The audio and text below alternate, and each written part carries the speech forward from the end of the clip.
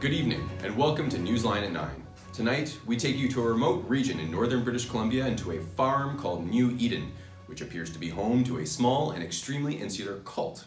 Authorities recently became aware of the cult's existence when one of its former members, a man called Cain, turned up in a nearby town with facial scarification and a generally disheveled temperament.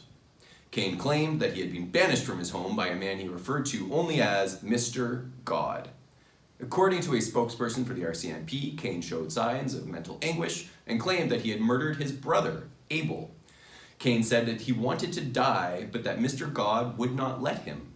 He also said that Mr. God put Cain on trial for his brother's murder without the legal authority to do so and without reporting the crime to police. Apparently, Mr. God's sentence included banishment from the farm and a decree that Cain never ever farm any land again. This self-styled judge, jury, and executioner also cut the shape of an X into Cain's forehead to mark his exile. For more on this strange story still unfolding, we'll speak with local RCMP officer, Constable Olu Obafemi. Hello, Constable Obafemi. Thank you for joining us. Please tell us about Cain and what he told you about his life at this cult, New Eden. Yes, thank you. Well, this is an incredible story. Honestly, strange. It's a strange story. From what we have gathered so far, we believe that the New Eden has existed off the grid for about 30 years.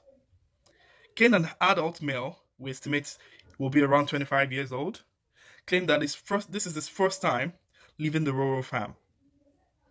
Cain says that his parents started the New Eden after they were banished from their utopia paradise called the Garden for disobeying their leader called Mr. God. Cain told us that the New Eden is a farming community where he and his family must till the soil to please Mr. God for their original sin. Cain also shared stories of sacrifice made to Mr. God, which include burning of plants and slaughtering of animals. Cain says that the conflict with his brother grew from their competition over whose sacrifice is greater to the cult's leader. From what we have gathered so far, Mr. God favored Abel's animal sacrifice to Cain's sacrifice of crops. Cain became extremely jealous of Abel, that one day he invited Abel for a walk, and then he slew his brother. We believe Cain's crime was discovered by the community, and he confessed to the community. On the part of the community, rather than them to, contact the authorities, they decided to try Cain on their own. We have many questions for other residents of the New Eden, especially for their leader called Mr. God. Wow, thank you, Constable Obafemi. That is quite a story. RCMP officers have carried out a search of the property of New Eden and found the remains of Cain's brother Abel. Autopsy reports match Cain's description of his brother's final moments. Cain's confession has been corroborated, so he will be charged with first-degree murder and receive the mandatory life sentence. The RCMP has released a statement announcing a wider investigation into the New Eden cult and its mysterious leader. To discuss what charges could be brought against New Eden's members and Mr. God, we go to noted legal scholar, Dr. Anas Sebti. Hello, Dr. Sebti. Thank you for joining us. Please tell us, what crimes are being committed at New Eden? What does it mean, legally speaking, for a man to be playing God?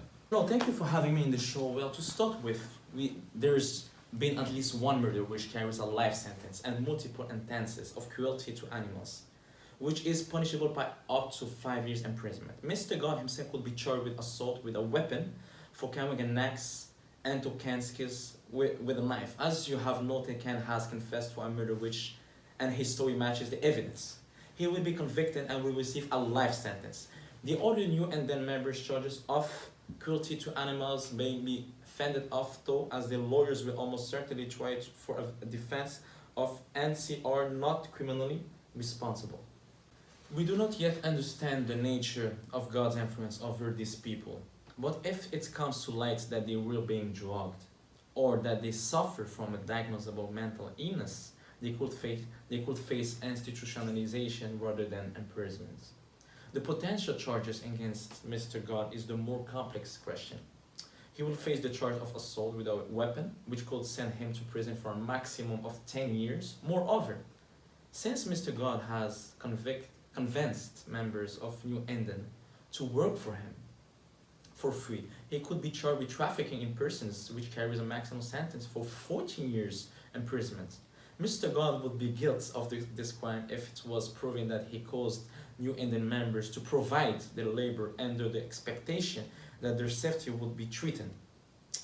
If they failed to, and we already know that Mr. God used violence as a form of punishment, there is precedent for such a charge being brought against a cult leader, as seen recently in the case of Keith Winier, the disgraced leader of a group called Nixium, who brainwashed and even physically branded his followers. It's a challenging case for the crown to make, but victims may not give their consent to the crime of trafficking in persons, so Mr. God's remaining influence over his followers should be negated as a factor. Finally, Mr. God could be tried for this failure to report Abel's murder and the subsequent trial he presided over. This could bring a charge of obstructing justice, punishable by up to 2 years in prison.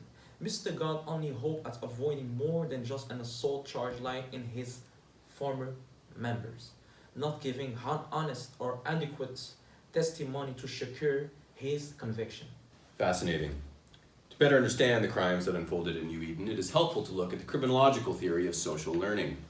Social learning theory posits that an individual's family or subculture has a tremendous influence on what they define to be good values. When the values promoted in one's social environment contravene the laws of the country that environment exists within, criminal behavior results. Mr. God's values clearly go against those of society at large. We are not a nation that values animal sacrifice or do-it-yourself justice. Mr. God's troubling ability to influence his followers to adopt his values created a subculture of violence and deviant behavior. A secret farm isolated from the world, a masterful manipulator, jealousy, rage, and tragic loss. What will be the outcome of the drama at New Eden? We'll stay with this story and update you next week. Good night, Canada. Thank you for watching NewsLine at 9.